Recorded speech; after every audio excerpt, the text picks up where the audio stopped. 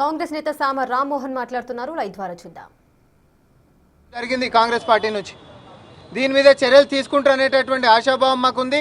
ఇవి ఎక్కడనో ఉన్నటువంటి కావు, మీ అందరి ముంగటికి ఆధారాలతోటి తీసుకొని వచ్చినాం. ఇవి వారి వారి యొక్క అధికార ఖాతాల్లో ట్విట్టర్ హ్యాండిల్స్లో ఇది ఒక్కటి పోల్ చిట్టీలది మాత్రమే మేము వీడియోలతోటి సపరేట్గా ఇచ్చినాము. దాని పెన్ డ్రైవ్లు కూడా ఇచ్చినాం, మీ అందరికి కూడా ఇస్తాం.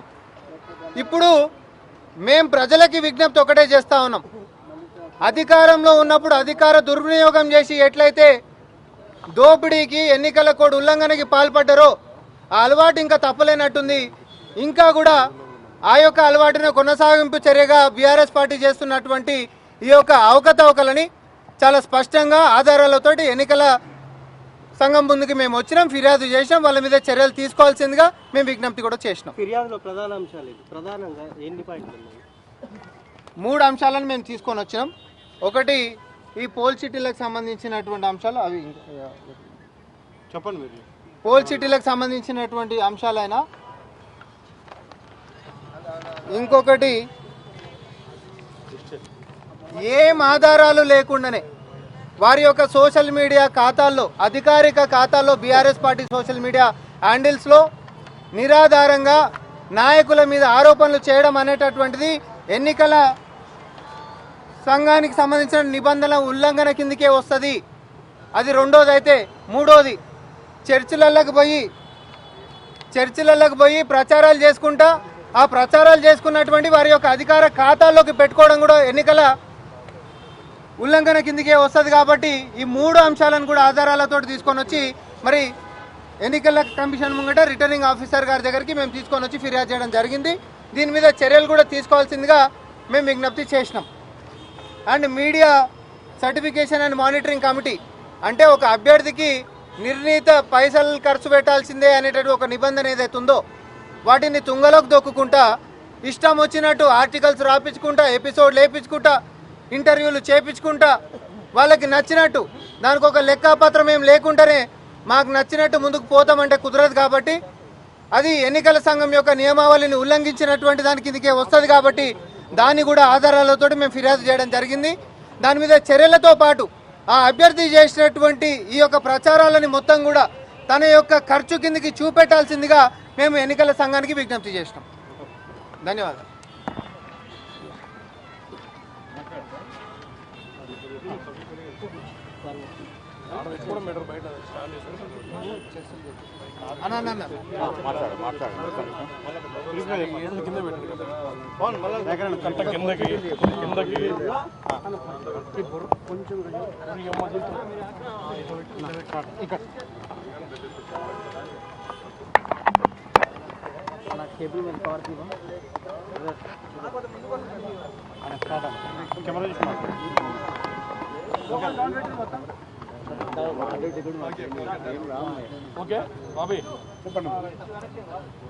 ప్రభుత్వంలో ఉన్నప్పుడు అక్రమాలు చేయడమే కాదు, ప్రతిపక్షంలో ఉన్నా మేము అక్రమాలు చేస్తామని చెప్పి నిరూపిస్తున్న పార్టీగా ఇలా మనం టీఆర్ఎస్ పార్టీని చూస్తున్నాం. ప్రత్యేకించి పోల్ చిట్టీలకు సంబంధించిన అంశంలో మీరు చూస్తే ముందుగాలే నవీన్ యాదవ్ పోల్ చిట్టీలు పంచిండు అని చెప్పేసి ప్రచారం చేసిన వీళ్ళు మరి ఇప్పుడు ఇట్లా దొంగతనంగా మిషన్లు ఎక్కడి నుంచి తెచ్చిరో తెలియదు, మరి ఆడి నుంచి ప్రింట్ కొట్టిరో తెలియదు. ఎలక్షన్ కమిషన్ కాకుండా దొంగ మరి ఏమంటారు పోల్ చిట్టీలను ఎందుకు పంచుతున్నారో చెప్పాల్సిన అవసరం ఉంది. నేను ఒకటే ఈ సందర్భంగా మీకు తెలియజేస్తున్నా, బయట పొంకనాలు కొడుతున్నాడు కేటీఆర్ బాగా. ఏది మీరు సరైన అభ్యర్థికి ఇవ్వలేదు, మీరు అట్లాంటి అభ్యర్థికి ఇవ్వలేదు, మీరు ఇట్లాంటి అభ్యర్థికి ఇవ్వలేదు, ఇట్లా అని చెప్తున్నారు. మీరు ఇలా ఇచ్చిన అభ్యర్థి ఎట్లాంటి వాళ్ళైనా కూడా మీరు ఆమెతో ఎందుకు దొంగతనం చేపిస్తున్నారు? మీరు చేసి ఆమెకి ఎందుకు నష్టం చేకూరుస్తున్నారు? అసలు ఆ క్యాండిడేట్ గెలవాలని మీకే లేనట్టుందిగా. ఓపెన్ హ్యాండిల్స్లో పెడుతున్నారు వాళ్ళు. ఇలా చర్చిలకు పోయి క్యాండిడేట్ ప్రచారం చేసి, లేకపోతే ఇతర గుళ్ళలకు పోయి క్యాండిడేట్ ప్రచారం చేయించాల్సింది ఎవరు సలహాల మేరకు వస్తుంది? అది కేటీఆరా, హరీష్ రావా? మరి వీళ్ళు ఎవరు వీళ్ళని పురమాయిస్తున్నారు? ఇది పోతే ఎలక్షన్ కమిషన్ ఆబ్జెక్షన్ చెప్తుంది, కోడ్ ఎఫెక్ట్ అవుతుందని తెలిసినాక కూడా వాళ్ళు అట్లా చేయడం వెనుక ఉద్దేశం ఏంది? అంటే మమ్మల్ని ఎవరు పట్టించుకోరనే ఉద్దేశంతోనా మరి ఎట్లా? కాబట్టి అలా టీఆర్ఎస్ పార్టీ ఓడిపోతుంది అని తెలిసినాక వాళ్ళు చెయ్యని పిచ్చి నాటకాలు లేవు. ఇట్లాంటి ఎన్నో, ఇంకో అంశం కూడా మీరు చూసిండ్రు కదా, ఇలాంటివన్నిటితోని మీరు గెలుస్తారని కలలు కనకండి. ఇలా మేము అంటున్నాం, నిజాయితీగా ఎలక్షన్ చేసి గెలిస్తే మిమ్మల్ని ఎవరైనా మెచ్చుకుంటారు. కానీ ఓడిపోతామని తెలిసి ఎలక్షన్నే ఇబ్బంది పాలు చేసే ప్రయత్నం కేటీఆర్, హరీష్ రావు చేస్తున్నారు.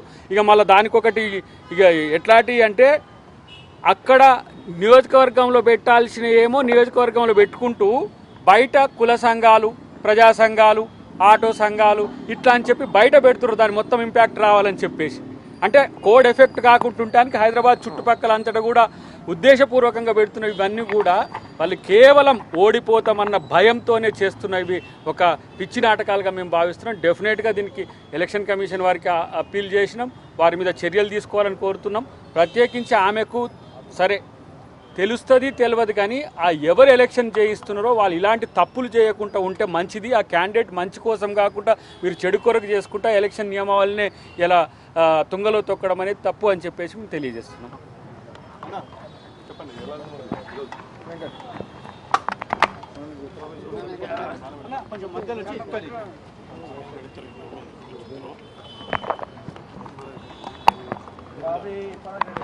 మీరు టార్గెట్ చేసుకుని బీఆర్ఎస్ మీద ఆరోపణలు చేస్తున్నారు అనేది వాళ్ళ అవసరం.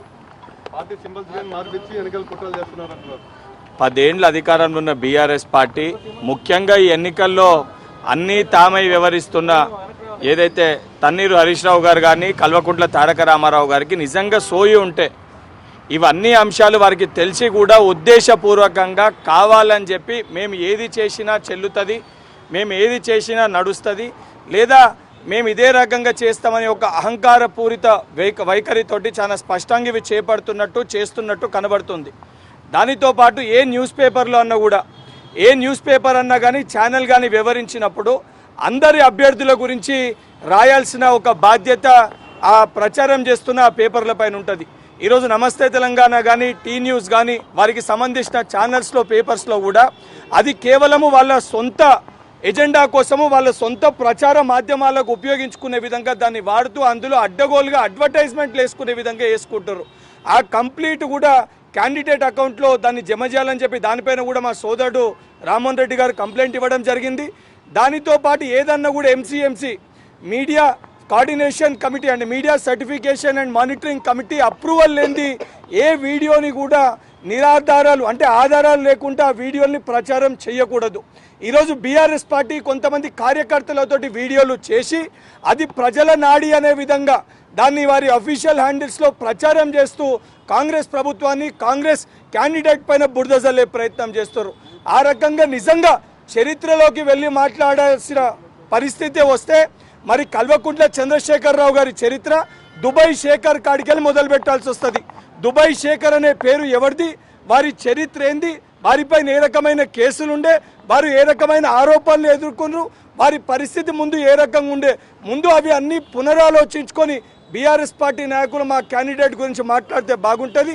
ఇప్పటికి కూడా బాధ్యతతోటి ఏదైతే ఈ రకంగా ప్రచారం చేయకూడదు, అన్ని నామ్స్ ఫాలో కావాలని చెప్పి అధికారంలో ఉన్నాం కాబట్టి బాధ్యతతోటి ఎలక్షన్ కమిషన్కి సంబంధించిన అధికారులకి అన్ని ఎవిడెన్సెస్ తోటి నేను, అదేవిధంగా ఎమ్మెల్సీ అద్దంకి దయాకర్ గారు, కంటోన్మెంట్ ఎమ్మెల్యే శ్రీ గణేష్ గారు, సామ రామ్మోహన్ రెడ్డి గారు ఆధారాలతోటి with evidences, video evidences and print evidences, వాళ్ళ సోషల్ మీడియా హ్యాండిల్ లింక్ ఎవిడెన్సెస్తో పాటు ఇవాళ వారికి సమర్పించడం జరిగింది. తప్పనిసరిగా దీనిపైన చర్యలు తీసుకుంటారని ఒక విశ్వాసం, నమ్మకం మాకుంది. గణేష్ గారు, ఎమ్మెల్యే గణేష్ గారు, ఈరోజు వాళ్ళు బీఆర్ఎస్ పార్టీకి సంబంధించిన ఎవరైతే ఉన్నారో ఆ మహిళా అభ్యర్థి పైన మీరు వ్యక్తిగతంగా సోషల్ మీడియాలో ట్రోల్ చేస్తూ వ్యక్తిగతంగా టార్గెట్ చేస్తూ చేస్తున్నారన్నది మీ పార్టీ మీద ప్రధాన అలిగేషన్. మాకు అలాంటి పని చేయాల్సిన అవసరం లేదు. ఈరోజు మేమే చైర్మన్, మీడియా సెల్ చైర్మన్ సామ రామ్మోహన్ రెడ్డి గారు, ఎమ్మెల్సీ దయాకర్ అన్న గారు, ఎమ్మెల్సీ బల్మూరు వెంకట నలుగురం కలిసి వారికి ఫిర్యాదు చేసినామంటే మా ఉద్దేశం పారదర్శకంగా ఎలక్షన్ జరగాలి. ఈ వైలేషన్ అనేది తప్పు. ప్రజాస్వామ్యంలో ప్రజలు కోరుకునే విధంగా ఎలక్షన్ జరిగి ఎవరికి వాళ్ళు తీర్పు ఇచ్చినా కూడా అది ఓకే అనే విధంగా ఉండాలి. కానీ ఈరోజు బీఆర్ఎస్ వాళ్ళు ఇటు మతపరమైన ప్రచారం కావచ్చు, మెయిన్గా ఇప్పుడు ఇంతకుముందుకు మీకు చూపించినట్టయితే ఏదైతే పోలింగ్ స్లిప్స్ ఇస్తున్నారో అది చాలా తప్పు. కేవలం క్యాండిడేటే కాదు, పార్టీయే కాదు, ఇలాంటి కంపెనీలు ఎవరైతే తయారు చేసి ఇంటింటికి అవుట్ సోర్సింగ్ ద్వారా ఇస్తున్నారో వారి మీద కూడా తగు చర్యలు తీసుకోవాలి. ఎందుకంటే వాళ్ళకి కూడా తెలుసు ఎలక్షన్ సిస్టంలో ఇలాంటి పద్ధతి కరెక్ట్ కాదని. అయినా కానీ వారు పెట్టి బీఆర్ఎస్ క్యాండిడేట్ ఫోటో పెట్టి మరీ ఇంటింటికి ఇస్తున్నారంటే ఈరోజు వారు ఎంత ఉల్లంఘనకు పాల్పడుతున్నారు అనేది ఆలోచించాలి. బహిరంగంగానే వారు సోషల్ మీడియా అన్ని అకౌంట్స్లో ఏదైతే ప్రచారం చేస్తారో అవన్నీ పబ్లిక్ చేస్తున్నారంటే వారిని ఎవరు చూస్తలేరు అనుకుంటున్నారు. ఖచ్చితంగా ఈరోజు రిటర్నింగ్ ఆఫీసర్ గారి కంప్లైంట్ ఇచ్చాము.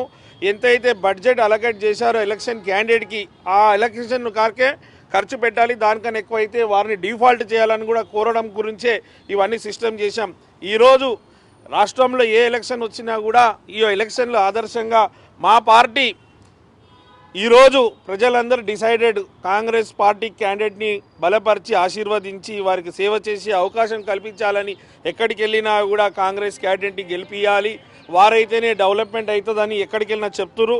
మాకు వారి మీద ఇలాంటి దుష్ప్రచారం చేయాల్సిన అవసరం లేదు. ఈరోజు ఇలాంటి కార్యక్రమాలకు వాళ్ళు పాల్పడుతున్నారంటే కాంగ్రెస్ క్యాండిడేట్ కాంగ్రెస్ పార్టీ గెలుస్తుంది కాబట్టి గెలవకుండా తొండిదారులు చేయాలంటారు. కానీ ఎన్ని తొండిదారులు చేస్తే దానికి పనిష్మెంట్స్ ఉంటుంది. ప్రజలు ఆశీర్వాదం కాంగ్రెస్ పార్టీ క్యాండిడేట్కి ఉంటుందని ఈ మీడియా ద్వారా